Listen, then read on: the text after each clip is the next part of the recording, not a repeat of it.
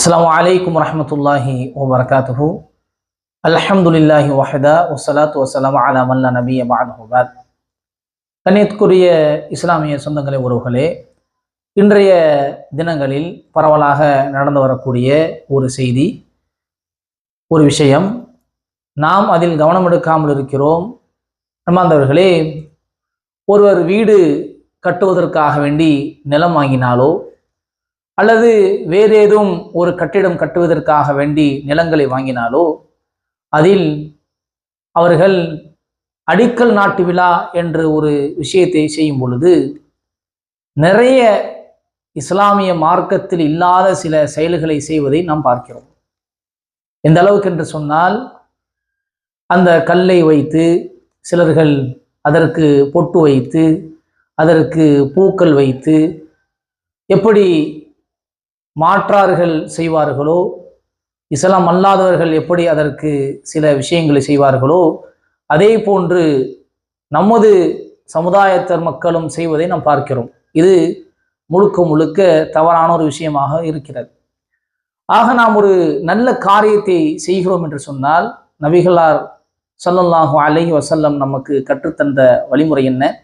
அந்த காரியத்தை பிஸ்மில்லா என்ற வாசகத்தை கொண்டு துவங்குவது. ஆக நாம் இந்த காரியத்தை துவங்குகிறோம், பிஸ்மில்லா என்று துவங்கினால் போதுமானது. அதே நேரத்தில் அடிக்கல் நாட்டு விழாக்கள் என்று பெரிய ஒரு விஷயமாக அதை ஏற்படுத்துவதும், அதே போன்று அந்த இடத்தில் இல்லாத விஷயங்களை ஏற்படுத்துவது, பொட்டுக்கள் வைப்பது, பூ வைப்பது, இதே மாதிரி பூமி பூஜை என்ற நிறைய விஷயங்கள் நமது இஸ்லாமிய சமுதாயத்திலும் செய்வதை நாம் பார்க்கிறோம். இது முழுக்க முழுக்க தவறான ஒரு விஷயமாகும். அதை நாம் விளங்கி கொள்ள வேண்டும். அதிலிருந்து நாம் தவிர்த்து கொள்ள வேண்டும்.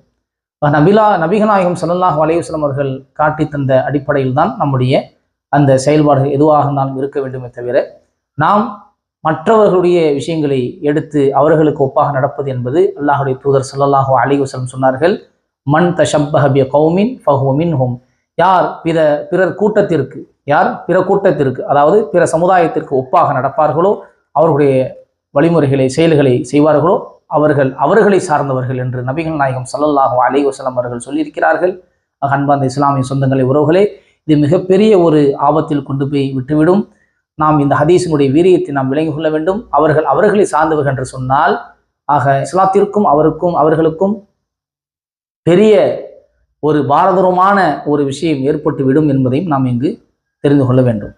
அதே போன்று வீடு கட்டியதற்கு பிறகு நடக்கக்கூடிய ஒரு சில விஷயங்கள், வீடு கட்டியதற்கு பிறகு இந்த காங்கிரீட் என்ற அந்த விஷயத்தை ஏற்படுத்தும் பொழுது அதில் கோழிகளை அறுத்து ரத்தம் சொட்ட விடுவது, அதே போன்று வீடு கட்டி முடித்ததற்கு பிறகு வீட்டுடைய முன்வாசலில் வைத்து ஆடை அறுக்க வேண்டும், இரத்தத்தை அதில் ஓட்ட வேண்டும், அப்பொழுதுதான் எந்த விதமான தீங்கும் வராது என்ற செயல்முறைகளை செய்வது, இதுவெல்லாம் மார்க்கம் காட்டித்தராத ஒரு வழிமுறை என்பதை நாம் தெரிந்து கொள்ள வேண்டும்.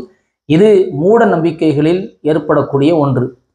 ஆக காங்கிரீட் போட்டதுக்கு பிறகு அவர்கள் வீடு கட்டக்கூடிய கொத்தனார்கள், அவர்கள் எங்களுக்கு எந்த விதமான தீங்கும் வரக்கூடாது என்பதற்காக வேண்டி நாங்கள் அறுத்து செய்கிறோம் என்று அவர்கள் சொல்லும் பொழுது நம்முடைய மக்கள் என்ன செய்கிறாங்க?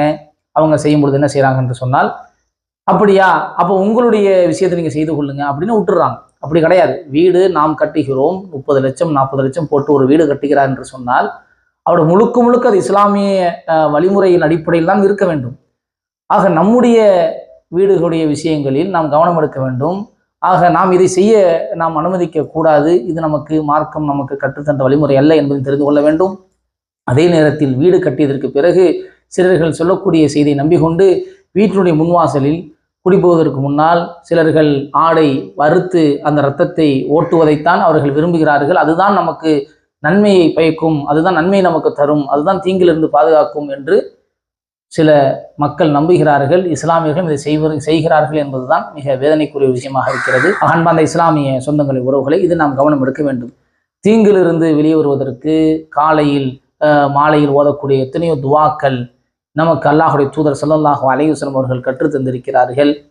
ஆக அதே போன்ற துவாக்களை நாம் ஓதிக்கொள்ள வேண்டுமே தவிர, இப்படிப்பட்ட மூட நம்பிக்கைகளில் நாம் ஈடுபடுவது என்பது முழுக்க இது ஒரு பாரதூரமான ஒரு வழிகட்டில் கொண்டு போய் விட்டுவிடும் என்பதை நாம் விளங்கிக் கொள்ள வேண்டும். அல்லாஹ் ரப்புல் ஆலமீன் நம்மை நேரான வழியில் நடக்கக்கூடியவர்களாகவும் மார்க்கம் கற்றுத்தந்த அடிப்படையில் நபிகளார் ஸல்லல்லாஹு அலைஹி வஸல்லம் அவர்கள் கற்றுத்தந்த அடிப்படையில் நமது வாழ்க்கையை நாம் செலுத்தக்கூடியவர்களாகவும் அல்லாஹ் நம்மளை ஆக்கருள்வானாக. அஸ்ஸலாமு அலைக்கும் வரஹ்மத்துல்லாஹி வபரகாத்துஹு.